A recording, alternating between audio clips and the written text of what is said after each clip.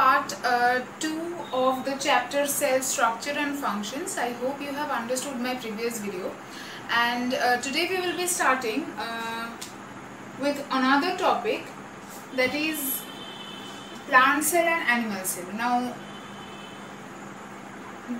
plant cells and animal cells are very much different from each other, and the most important difference is that plant cells have a cell wall as the outermost covering of that cell, and animal cells do not have a cell wall. Instead of cell wall, they have a cell membrane as their outermost covering.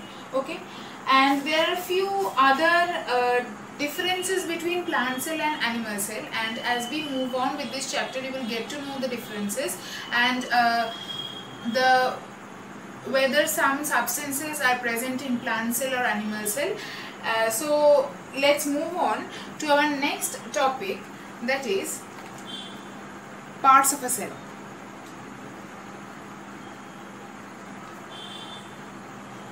Okay, so the three main parts of a cell are: first one is cell wall, which is only found in case of plants. Okay, next is cell membrane, lastly protoplasm. Now, what is protoplasm? Protoplasm again consists of nucleus and cytoplasm. If you remember the chapter cell from class 9, there we have discussed about protoplasm. Now, protoplasm is the living part of the cell. Means these two parts, this is only present in case of plants, and this is present in both plants and animals. These two parts are the non-living parts of a cell. Okay, and the protoplasm is the living part of a cell and consists of nucleus and cytoplasm. Okay, first we will discuss about cell membrane. Okay, cell membrane is also known as plasma membrane or plasma lemma. There are two more names for cell membrane, that is plasma membrane and plasma lemma. Okay, so plasma membrane, they are the outermost layer in case of animal cells, and in case of plant cells they are the second layer from outside, lying just inside to that of the cell wall.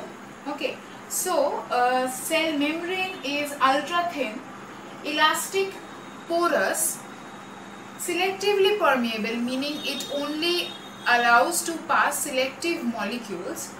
They are lipoprotein membrane, meaning it is made up of lipoprotein means lipid and protein, so they are made up of lipid and protein, and their main function is to separate the contents of the cell from the external environment. Okay, so we will learn the structure of plasma membrane. There are two very famous models of plasma membrane. Those are the unit membrane model by Robertson,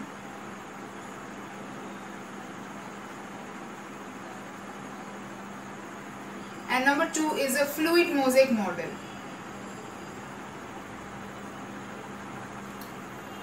So let's start with the unit membrane model of plasma membrane first. Okay, so here you can see the structure of cell membrane, which is known as the unit membrane model by Robertson. Okay, and this structure consists of three layers: one outer protein layer, next is a lipid bilayer which consists of two lipid layers, and the third one is again a protein layer.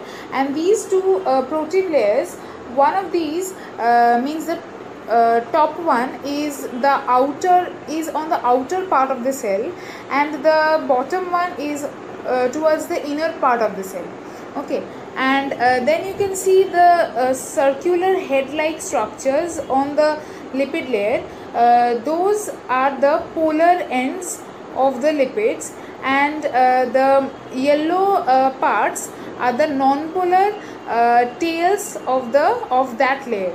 Okay, and this polar head, that brown colored polar end, is the hydrophilic part, meaning philic meaning it is loving of something, and hydro meaning obviously water. So the polar end is hydrophilic, that means it loves to be near water, and the non-polar tail part, that is the yellow colored portions of the lipid layers, those are the hydrophobic portions, meaning phobic meaning obviously to fear means fear something. So these non-polar ends try to stay away from water, and thus they are known as hydrophobic layers. Okay, and in the protein layers of the membrane there are different enzymes and metal ions as sodium, potassium, etc., and the chemical composition of this total structure is 40% lipid, 50% protein, and 10% carbohydrate. Okay, is another picture for you to understand the unit membrane model by Robertson, which is also known as sandwich model, because the lipid bilayer is sandwiched between two protein layers. Here you can see the cell exterior and the cell interior on two sides of the plasma membrane. The exterior part is the outside of the cell, and the interior part is the inside of the cell, and the three layers of the plasma membrane again as you can see are the top one, the green colored portion consists of the proteins. Next, lipid bilayer, also known as phospholipid, because it also these lipids consist of phosphorus. And next is another membrane protein layer, and these two protein layers sandwich the lipid bilayer in between them. Okay. Next model for the structure of plasma membrane is the fluid mosaic model given by Singer and Nicholson. Okay, so this model also consists of two lipid layers forming a lipid bilayer like the previous one. As you can see, at the bottom there is one bigger lipid layer where it has a head and a tail, just like the previous one. But the difference is that in this case the proteins are not evenly present over the lipid layers. Instead of that, they are scattered irregularly over the lipid bilayer, giving the whole structure a mosaic appearance, and thus the name fluid mosaic model. Okay. And you can see there are different types of proteins found inside these lipid layers. Some are known as integral proteins, some are known as peripheral proteins, some are glycoproteins, some are carrier proteins, means which helps to carry something from one part of the membrane to the other part, and some are channel proteins. Here is another diagram of the two major types of proteins that are found inside a fluid mosaic model structure. These two are the intrinsic protein, or also known as integral protein, and the other one is the extrinsic or the peripheral protein.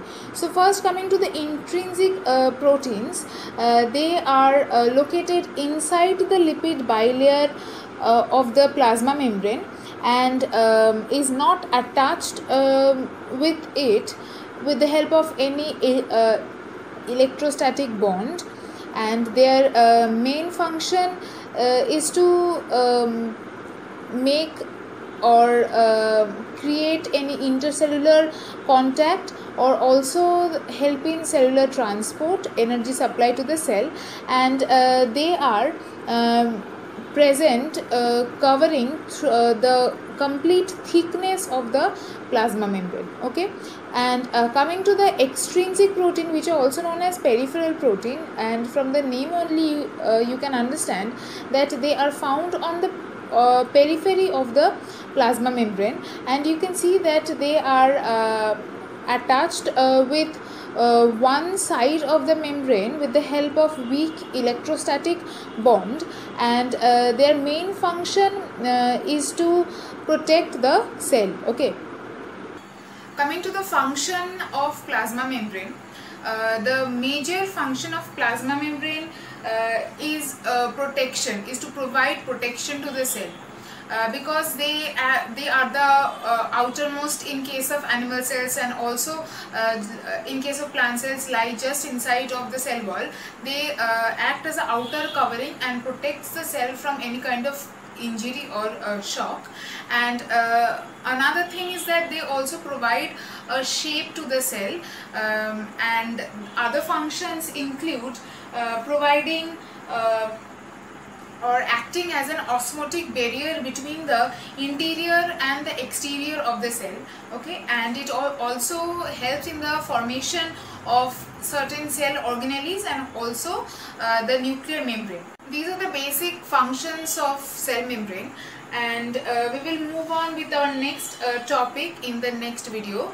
If you have any problem or any query, please comment under this video and I will try to solve your problems. Thank you.